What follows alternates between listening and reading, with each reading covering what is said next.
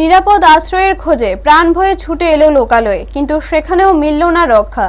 তীরের আঘাতে জর্জরিত এক হরিণের এই অসহায় লড়াই যেন তুলে ধরল বনের ভেতরের নির্মম বাস্তবতা।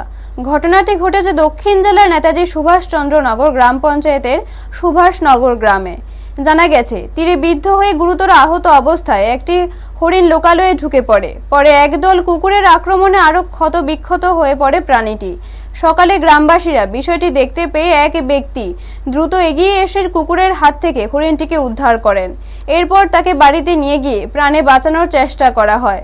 স্থানীয়ভাবে প্রাণী চিকিৎসক ডেকে হরিণটির প্রাথমিক চিকিৎসার ব্যবস্থা করা হয় এবং বন দপ্তরকে খবর দেওয়া হয়। পরে বন দপ্তরের কর্মীরা ঘটনাস্থলে পৌঁছে আহত হরিণটিকে উদ্ধার করে তৃষ্ণা অভয়ারণ্যের বন ও বন্যপ্রাণ সংরক্ষণ কার্যালয়ে নিয়ে যায়।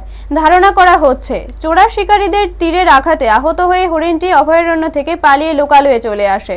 এই ঘটনায় এলাকায় চাঞ্চল্য ছড়িয়েছে। ঘটনাটি আবারও ইঙ্গিত দিচ্ছে যে অভয়ারণ্যের এখনো চোরা শিকারীদের দৌরাত্ম্য রয়েছে। বিশাল এই বনাঞ্চলে নানা প্রজাতির জীবজন্তু ও পাখি থাকলেও পর্যাপ্ত নিরাপত্তা ও কর্মী সংকটের কারণে তাদের সুরক্ষা ব্যাহত হচ্ছে। ফলে দীর্ঘদিন ধরেই বন ও বন্যপ্রাণ সংরক্ষণে সমস্যা দেখা দিচ্ছে। আর আজকের এই ঘটনা তার বাস্তব উদাহরণ। ব্যুরো রিপোর্ট, নিউজ তৎকাল 24। আপনার নাম? আমার নাম উত্তম দাস। এটা কোন জায়গা? এটা সুভাষনগর। যে কি হয়েছিল যে হরিণের বিষয় নিয়ে? হরিণের বিষয় নিয়ে বলতে আমি সকালবেলা ঘুমোর থেকে উঠছি, উঠতে যখন ব্রাশ লইয়া উঠানের মধ্যে দাঁড়াইছি, এমন টাইমে দেখি যে 6-7টা কুত্তা হরিণটারে দৌড়াইতে আছে। তখন আমি মনে করছি কিছু নেই, আর তেমন ঘুরতে দিচ্ছি না। যখন হরিণটা এমন একটা লাভ দিচ্ছে, তখন বলছি এটা তো হরিণ, কুত্তাটা তো মারি লেবে।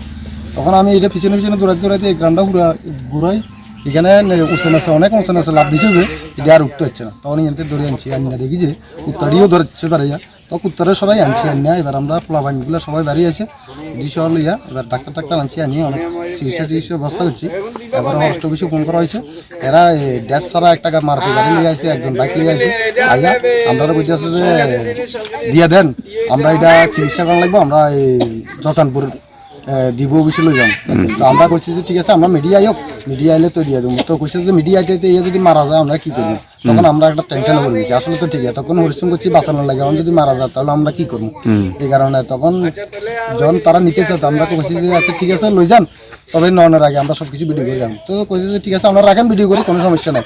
দেখেন আমরা আবার বিকালবেলা সব পোলাপান মিললে যদি জসানপুর ডিবো অফিসে আমরা দেখতাম না ওইটা আছে কিনা।